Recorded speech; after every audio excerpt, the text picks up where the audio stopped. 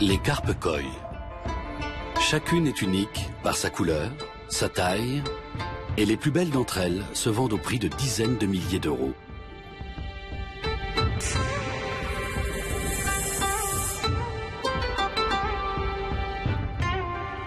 Les carpes de ce bassin valent à elles seules 25 petites voitures.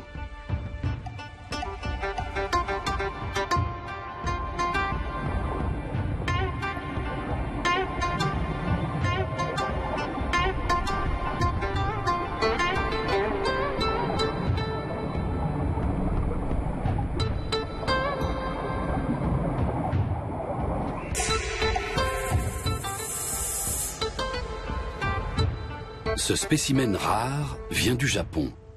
Un koi jaune de plus d'1 mètre de long.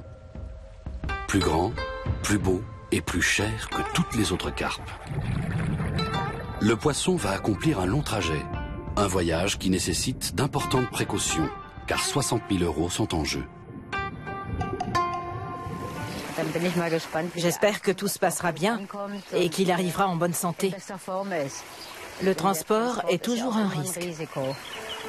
C'est ici, dans cet étang en Suisse, que la carpe va bientôt emménager. Mais pour l'instant, elle est encore à 10 000 km de là et ignore tout de son futur logement de grand standing avec vue sur le lac Léman.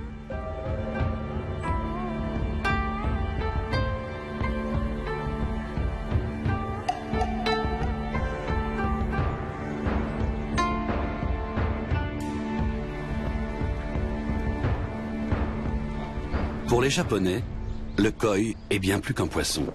Il symbolise la force, la chance et l'amour. Une fois par an, dans tout le pays sont accrochées des bannières en forme de koi. Celles-ci incarnent la puissance et l'avenir du Japon.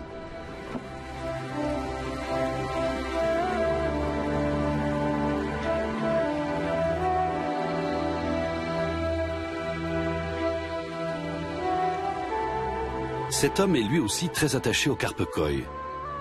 Joji Konishi est un des éleveurs et des vendeurs les plus réputés du Japon. Cette variété de koi est appelée karashigoi, ce qui signifie koi moutarde. Dans une semaine, Joji Konishi devra se séparer de ce poisson qu'il a élevé pendant 6 ans. Le koi géant mesure 1,10 m et pèse 35 kg.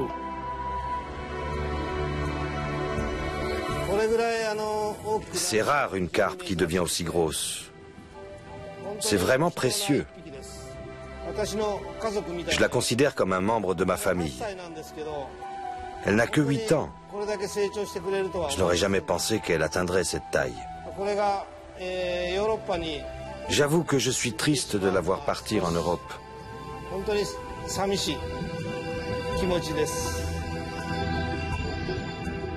C'est la première fois que Joji Konishi expédie un poisson de cette taille.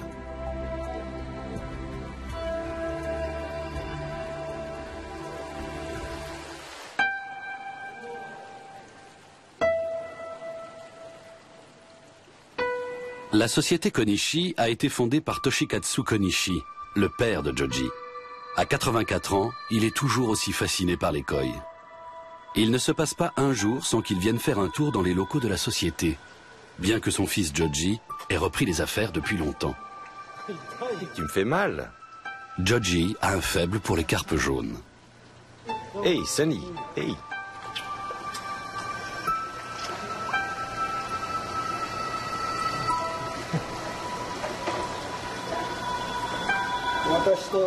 C'est seulement avec elle qu'on s'embrasse. Pas avec les autres carpes. Voici le 3e homme de la famille, Makoto, le fils de Joji. Quand il sera prêt, quand son père et son grand-père lui auront tout appris du métier, il reprendra les rênes de l'entreprise.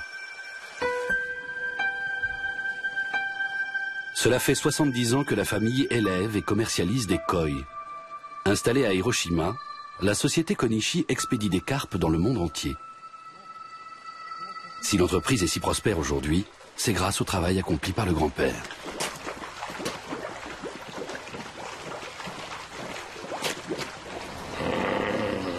J'ai toujours beaucoup aimé les koi.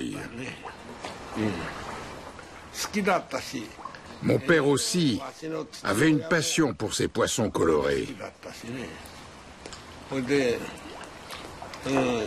Après la guerre, il a commencé à développer son commerce de carpes. Il voulait l'étendre dans tout le Japon.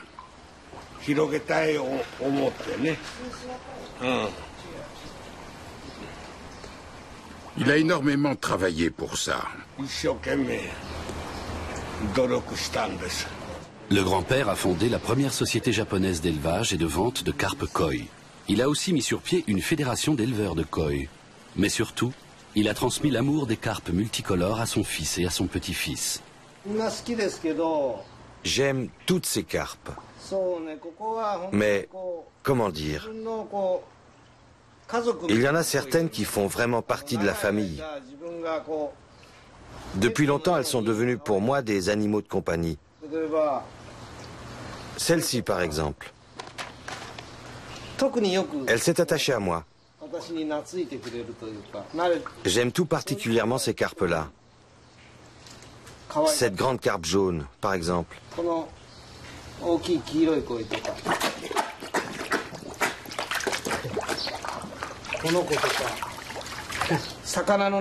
Aucun autre poisson ne s'habitue aussi bien aux hommes.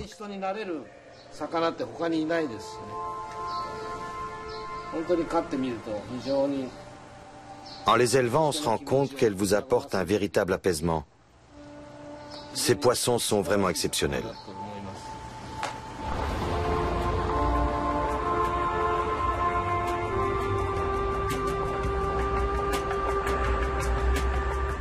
Les locaux de la société sont situés non loin du centre-ville de Hiroshima. Seules les bannières laissent deviner quel trésor se cache derrière ces façades austères.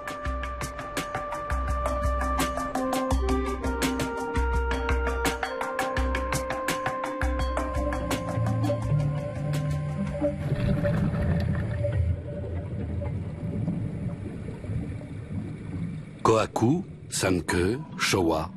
Les amateurs reconnaîtront des noms de variétés de koi. Mais les Japonais les appellent simplement Nishikigoi, carpe brocart.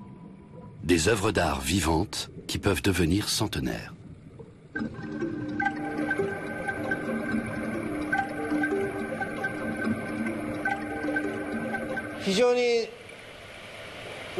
Les carpes colorées sont des créations de nos prédécesseurs.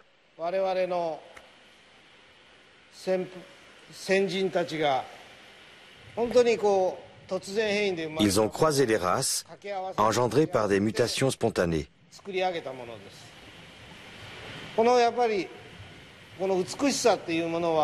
La beauté de ces poissons représente en quelque sorte l'aboutissement de la sensibilité esthétique des Japonais.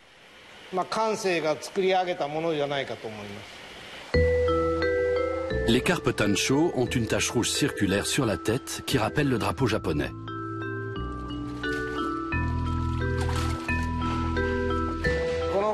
Je vais vous montrer avec ces trois carpes tancho ce qui différencie une bonne carpe d'une moins bonne.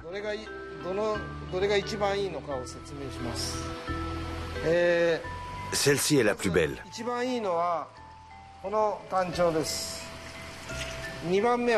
La carpe la plus grosse n'arrive qu'en deuxième position. Et la troisième, c'est celle-là. Ce qui fait que j'ai choisi celle-ci, c'est sa tache rouge. C'est le cercle le mieux dessiné et sa taille par rapport à la tête est parfaite. Et aussi la qualité de la couleur, l'intensité du rouge.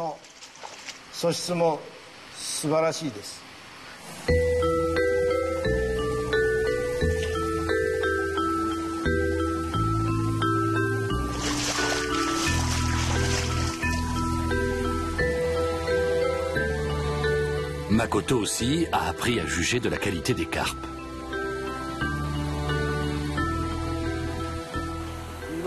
Comment ça? Mais c'est beaucoup trop tard. Ça veut dire quoi, plus rien? Le fournisseur d'aliments est dans l'incapacité de livrer. Le site de fabrication a été détruit lors du tsunami. Et les stocks commencent à s'épuiser. Et si je vous envoie une commande tout de suite, vous êtes en mesure d'en fabriquer? Oui, on en a besoin le plus rapidement possible. Le plus tôt sera le mieux.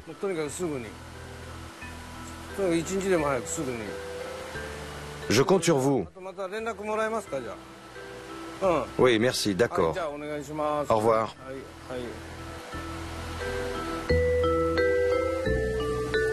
Le tsunami qui a dévasté la côte nord-est du Japon s'est abattu à 1000 km de là. À première vue, Hiroshima semble avoir été épargnée. Pourtant, les conséquences économiques de la catastrophe sont bien présentes, même plusieurs mois après. La famille Konishi tente malgré tout de rester optimiste.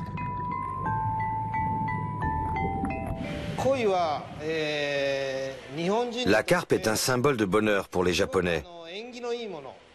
C'est un poisson porte-bonheur. Vous connaissez la tradition des koinobori. À la naissance d'un garçon, la famille achète des koinobori, des bannières en forme de carpe, et les hisse le jour de la fête, le 5 mai.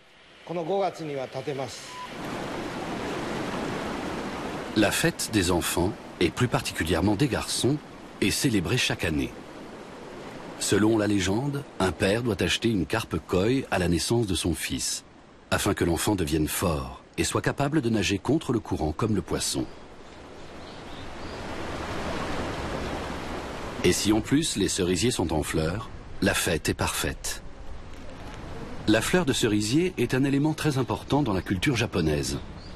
Elle symbolise la beauté, le renouveau et l'éphémère.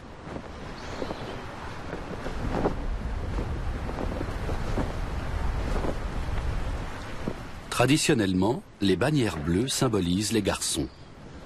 Mais aujourd'hui, des bannières de toutes les couleurs flottent au vent, afin que les filles bénéficient aussi de la protection des carpes.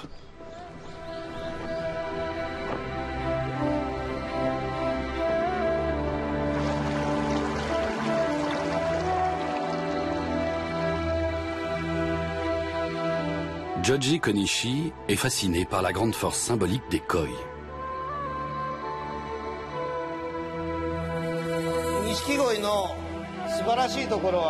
Ce qui est extraordinaire chez les carpes nishiki, celles qui sont colorées, c'est qu'elles sont très pacifiques et ne se battent jamais. Elles apportent la paix dans votre âme. C'est ce que les Japonais apprécient. Et je suis sûr que les Européens aussi peuvent le comprendre.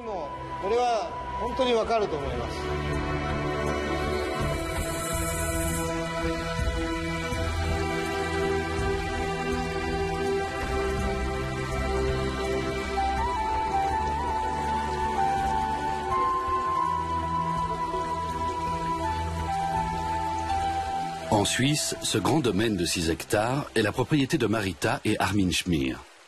Il y a 5 ans, ils se sont découverts une passion commune pour les carpes koi. Depuis, ils collectionnent les spécimens exclusivement féminins, car les femelles deviennent plus grandes que les mâles.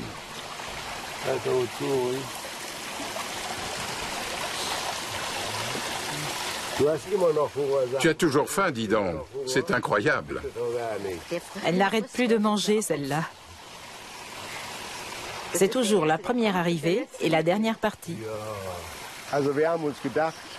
On s'est dit qu'on avait encore de la place pour 1 ou 2 poissons. Mais il faut qu'ils soient grands. Parce qu'avec les grands poissons, on peut nouer une autre relation qu'avec des petits. Les grands poissons s'approchent quand on les nourrit. Les petits sont souvent craintifs et timides. Ils se cachent quand on jette de la nourriture dans l'eau. Les grands, en revanche, viennent nous voir. On peut les observer de près, voir s'ils vont bien. On peut même les toucher. C'est une autre relation. Certains nous reconnaissent. Ils nous suivent même quand on fait le tour du bassin.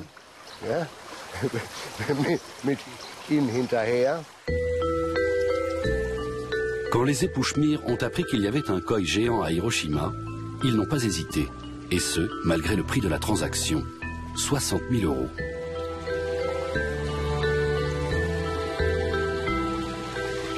Je suis très fière à chacune de mes acquisitions. Quand un poisson arrive chez nous, c'est Noël. D'ailleurs, quand on nous demande ce qu'on veut pour Noël, on répond un poisson.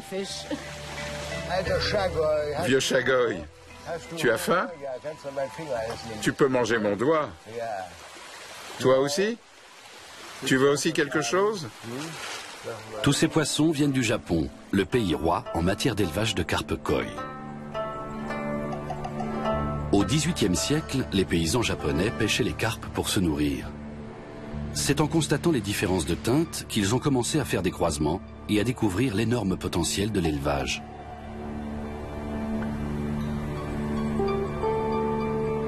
Par la suite, beaucoup d'éleveurs se sont installés à proximité d'Hiroshima, car la terre y était bon marché. Le grand-père Konishi a lui aussi acquis des terrains dans la région.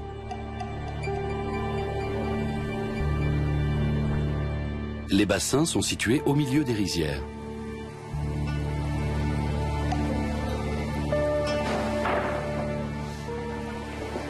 « 10 personnes travaillent dans l'entreprise familiale. À leur tête, Yusuke Matsuda.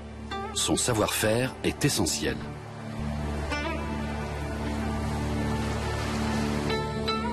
Une femelle de la variété Showa doit se reproduire. Sa descendance est prometteuse. Même pour un expert comme Yusuke Matsuda, c'est toujours un moment exaltant. Il y a plein de choses que je ne sais pas.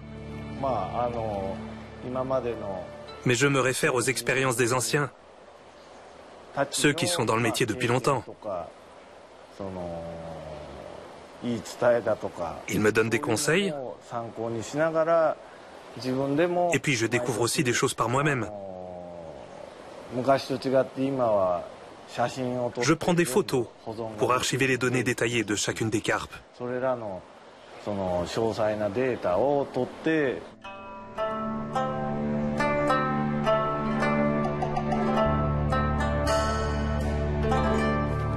Makoto, le futur patron, a beaucoup à apprendre de Yusuke Matsuda. Comme le veut la tradition japonaise, ce dernier restera toujours le maître d'apprentissage de Makoto, même quand celui-ci aura repris les rênes de l'entreprise.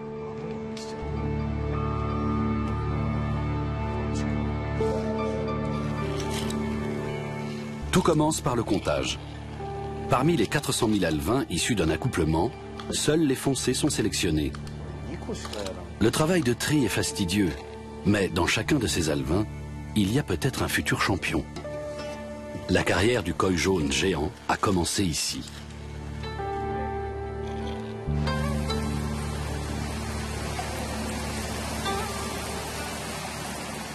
Après quelques semaines, les alevins sont soumis à une deuxième sélection. Décider lequel de ces milliers de petits poissons a toutes les qualités requises n'est pas donné à tout le monde.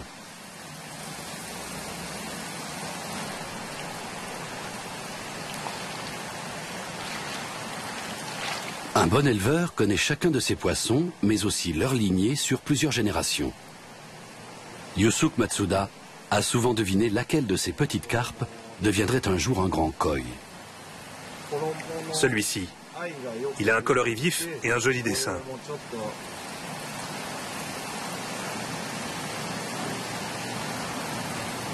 Au cours des prochains mois, les poissons seront soumis à 4 autres sélections. Moins de 1% de bébés koi feront la renommée de l'entreprise familiale.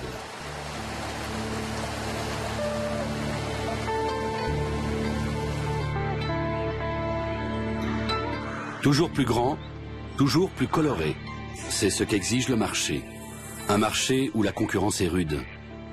Quand passion et argent se conjuguent, les prix montent de façon vertigineuse. Certains koi se négocient à 250 000 €.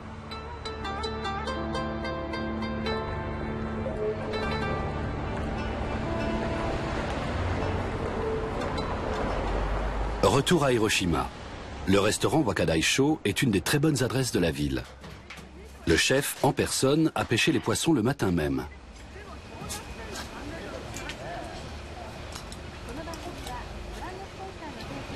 De temps à autre, Makoto et Joji viennent dîner ici.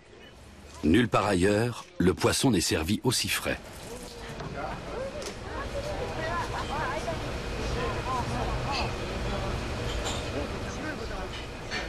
Au menu, du sashimi. Le poisson cru est un des plats favoris des Japonais. Dans le sashimi, le plus important est la découpe des filets. Il faut aussi soigner la présentation des plats.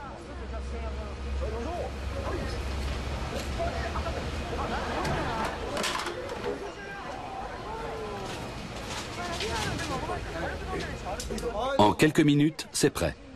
Cela va si vite que le poisson semble rendre son dernier souffle dans l'assiette.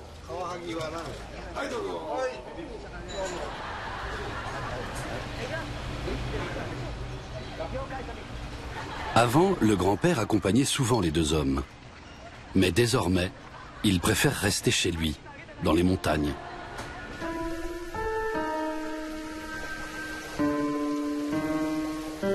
Le vieil homme aime replonger dans le passé, fier de ce qu'il a accompli. Mais parfois, il se remémore la tragédie d'Hiroshima.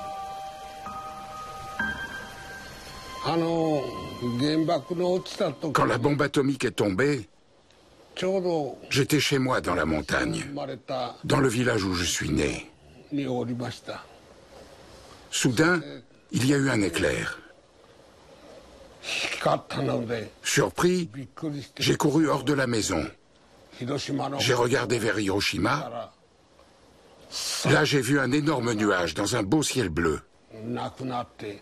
J'ai deviné tout de suite qu'il y aurait une explosion.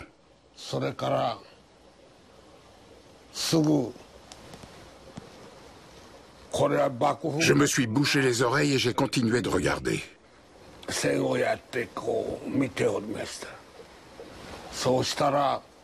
Alors, a retenti un vacarme assourdissant, capable de faire sauter une maison.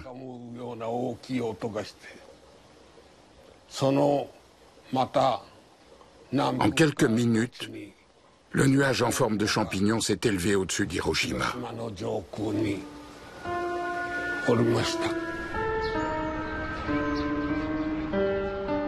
Une flamme éternelle perpétue le souvenir de la tragédie.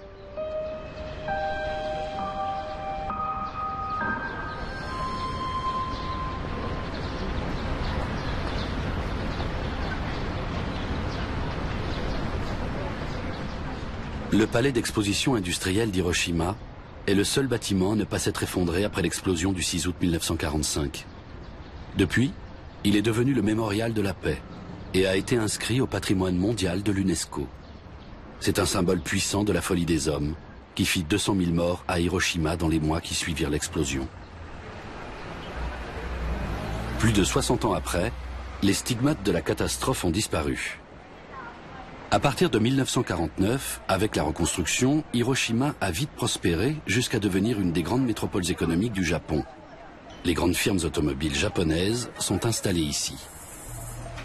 Alors qu'en 1945, Hiroshima ne comptait plus que 140 000 habitants, la ville est aujourd'hui la 11e ville du Japon avec plus d'1 million d'habitants.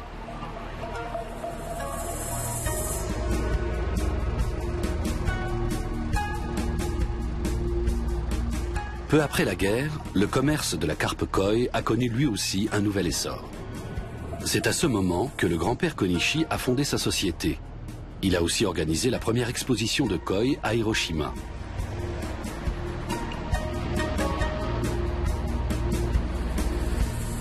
Certains clients sont fidèles à l'entreprise depuis des décennies. C'est le cas de Nobuyoshi Iwata. Celui-ci veut envoyer pour quelques mois 10 de ses carpes en villégiature à la campagne dans des étangs naturels. Une sorte de thalasso, car l'eau des étangs fait du bien aux écailles des poissons. Il devra débourser 500 € par poisson pour le voyage.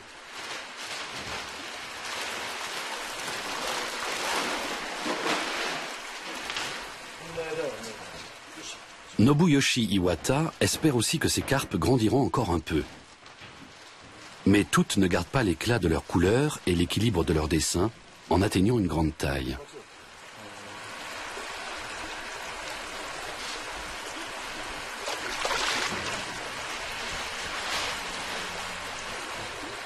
Cette carpe de la variété Showa sera du voyage. Son maître fait une dernière photo souvenir.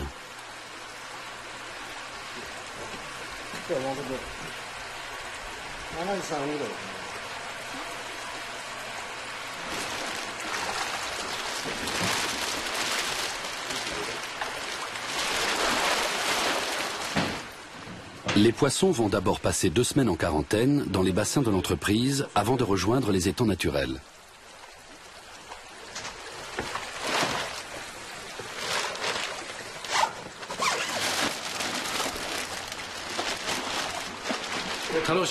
Je me réjouis pour mes carpes, mais j'ai peur aussi. J'espère les revoir en forme à leur retour. J'espère qu'il ne va rien leur arriver. Je suis un peu anxieux.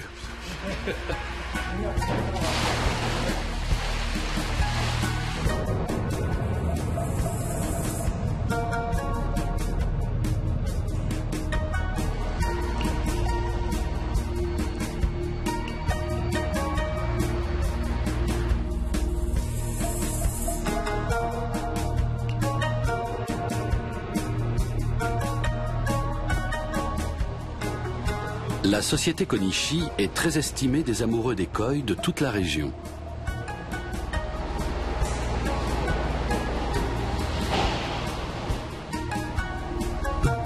Au début du 19e siècle déjà, les Japonais appréciaient la compagnie des carpes multicolores. En 1914, une exposition à Tokyo mit pour la première fois des koi à l'honneur. Le public s'enthousiasma. Depuis, le succès des koi ne s'est jamais démenti. Tous les koi ne valent pas une fortune. Certains se vendent à moins de 500 €.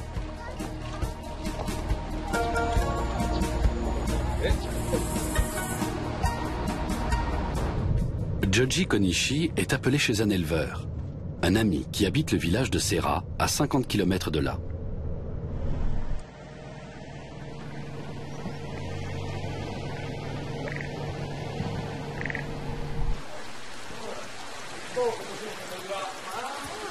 Dans le monde des éleveurs de koi, Hirokazu Oyama est considéré comme un jeune prodige.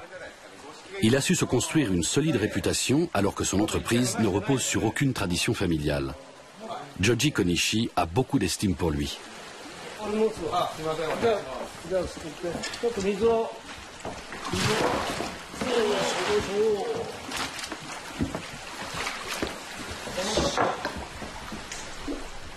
Un koi goshiki, une carpe aux 5 couleurs, doit prochainement être présenté à un concours.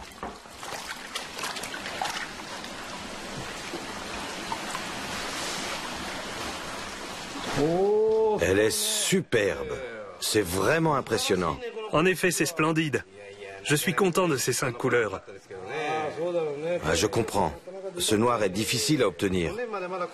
Jusqu'à l'année dernière, le noir n'était pas encore bien sorti. Les couleurs aussi sont devenues plus denses, surtout sur la tête. Avant, les taches faisaient un quadrillage sur le dos. Mais les couleurs se sont bien étalées, sur tout le corps. Et les couleurs s'étendent de haut en bas. L'année dernière, le noir était juste sur cette partie, mais maintenant il s'est étendu sur le bas. Quand on arrive à obtenir des carpes d'un tel niveau, l'éleveur n'a plus envie de les vendre. Il veut les garder pour qu'elles puissent faire des petits encore plus beaux. C'est le désir de tous les éleveurs. Mais les clients aussi recherchent des koi de cette qualité. C'est donc de plus en plus compliqué de garder un tel spécimen.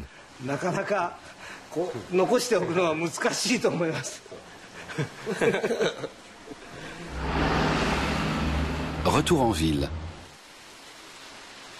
Monsieur Iwata a du mal à se séparer de ses poissons.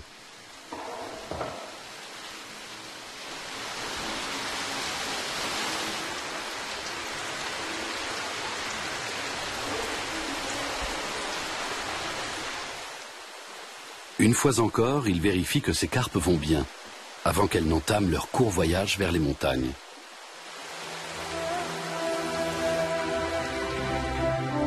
C'est en revanche un long périple que s'apprête à faire ce Karashigoi, le grand koi jaune dont Joshi Konishi est extrêmement fier. Le charme de ces carpes réside dans la beauté de leur couleur jaune. C'est très difficile pour un éleveur d'obtenir un jaune pur. Et puis il y a la forme. Il faut qu'elle soit grosse mais elle doit garder de belles proportions. On les élève toujours en faisant attention à leur forme.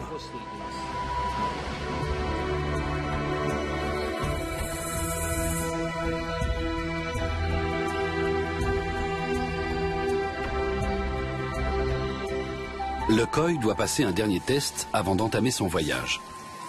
Joji doit s'assurer qu'il n'est pas porteur d'un virus. Un filet rempli de petits poissons a été introduit dans le bassin du grand koi quelques heures plus tôt.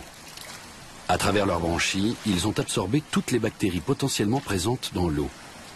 Makoto veut s'assurer que le koi n'a pas le virus de l'herpès, tant redouté par les éleveurs.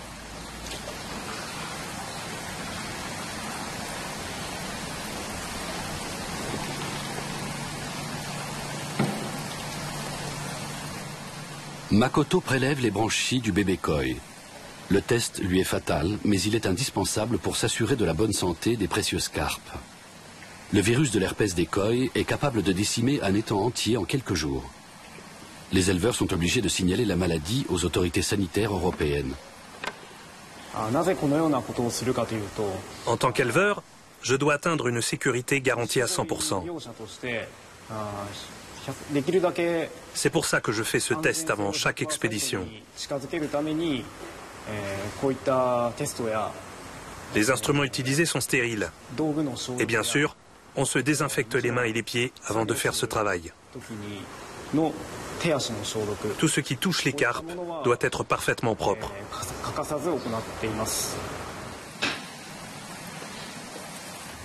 Peu d'éleveurs réalisent eux-mêmes ce test. Makoto utilise un procédé biomoléculaire qui permet de détecter la plus infime trace de virus dans le génotype du poisson.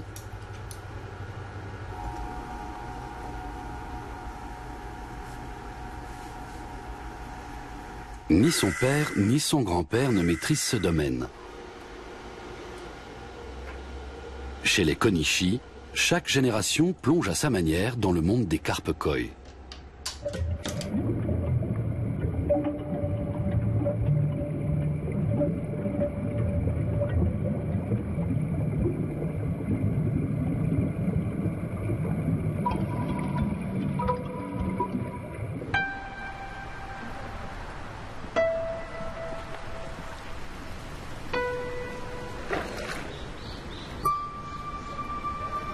Joji espère que son fils continuera à faire prospérer l'entreprise.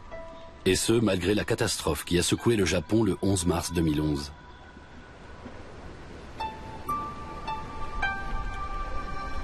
Pour se détendre, Joji se rend dans un jardin onsen d'Hiroshima.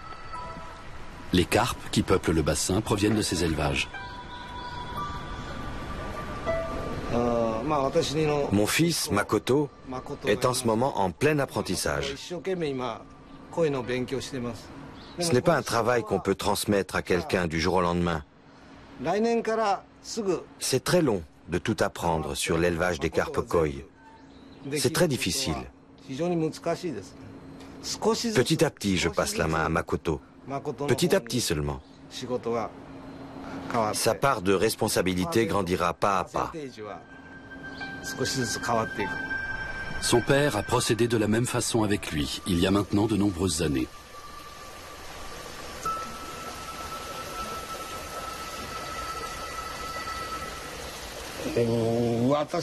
Mon objectif est satisfait en ce qui concerne le monde des carpes.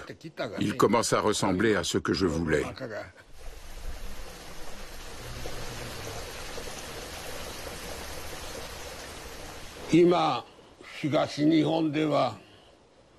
Mais dans le nord-est du Japon, il y a eu un séisme et un tsunami.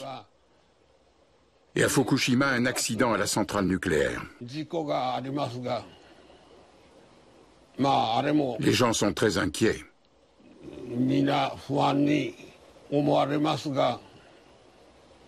Nous pensons à Hiroshima où une seule explosion a tué plus de 100 000 personnes.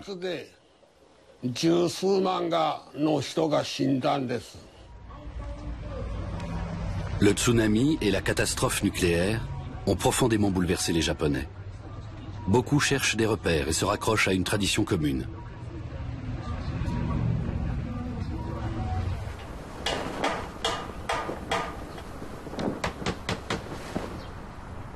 La bannière Koi demeure un signe d'espoir, même dans un monde détruit.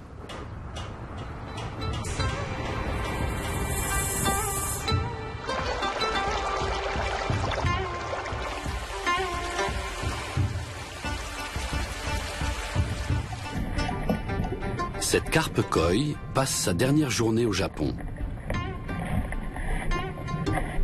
Elle va entamer un voyage de plus de 50 heures.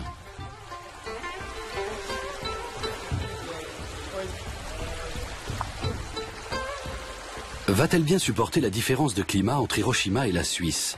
La carpe est un animal à sang froid qui supporte assez mal les fluctuations de température.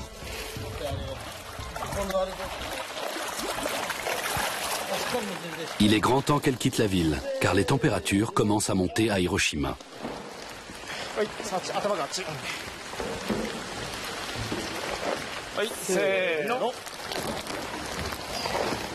Depuis quelques jours, le poisson est à la diète, afin qu'il ne souille pas l'eau avec ses excréments. L'apport d'oxygène augmente ses chances de survie.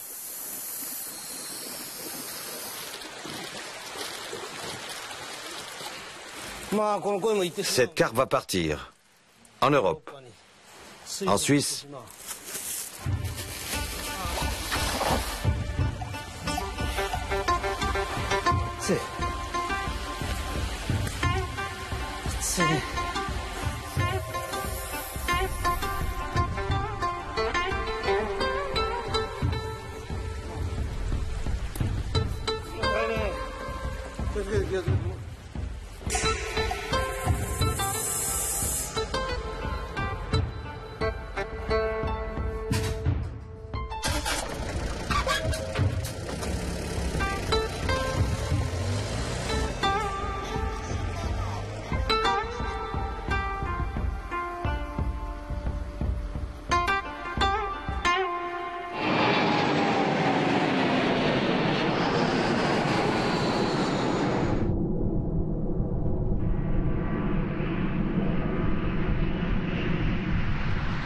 La première étape du voyage la conduit à l'aéroport de Francfort. Pendant le déchargement de l'avion cargo, le partenaire allemand de la société Konishi, Martin Kammerer, prépare l'arrivée du poisson. C'est à bord d'un véhicule climatisé, dont la température est identique à celle de l'intérieur de l'avion cargo, que le voyage continue. Il faut absolument éviter tout choc thermique. Il n'y a pas que la longueur qui compte, mais aussi le volume. C'est quand même autre chose que de transporter un poisson de 40 ou de 60 cm. Je suis extrêmement nerveux. Une fois la douane et les contrôles passés, Martin Kammerer peut enfin s'assurer que le koi a fait bon voyage.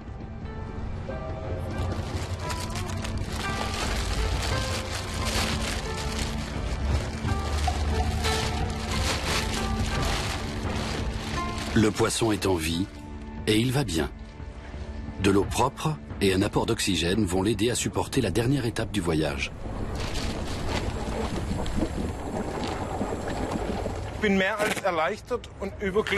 Je suis soulagé et très heureux. Parce que maintenant, je sais que ce poisson va arriver en pleine forme en Suisse demain.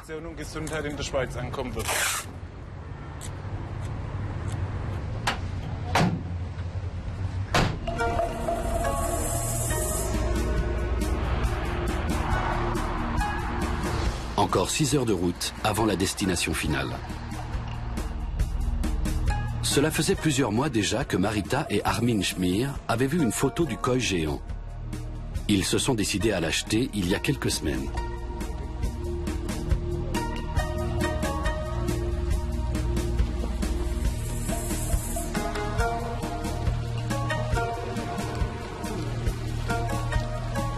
Marita Schmier est impatiente de découvrir sa nouvelle acquisition.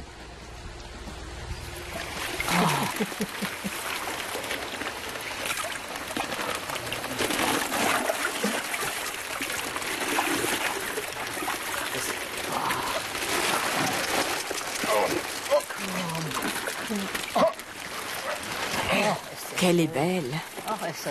Viens là, toi.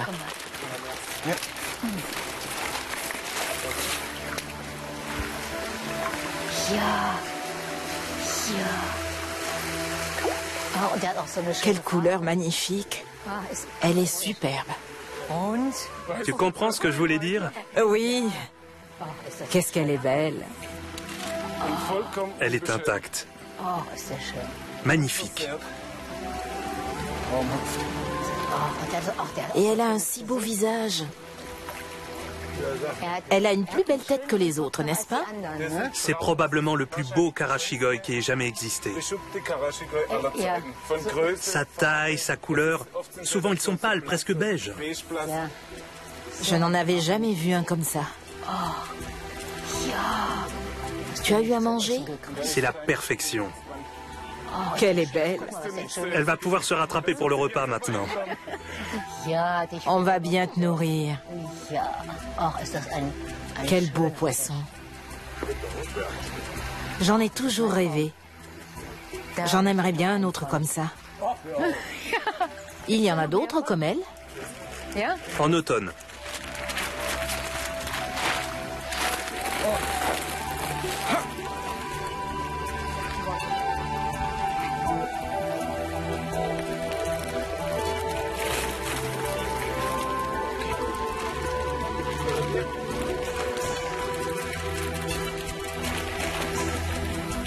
Viens, Armin, c'est toi qui enlève le plastique.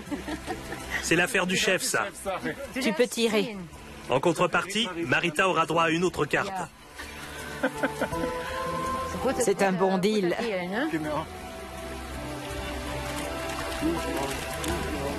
Elle est calme. Hein. Elle fait du surplace. Ça y est, elle a remarqué qu'il y avait de l'espace.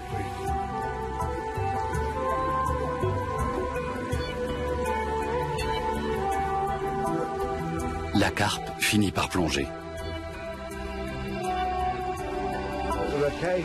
Le niveau de l'eau est monté d'1 centimètre depuis qu'elle est dedans. De 2. Oui, de 2 centimètres. Le périlleux voyage est terminé. Dans l'étang du couple suisse, un joyau de plus a rejoint ses congénères, les légendaires carpes koi du Japon.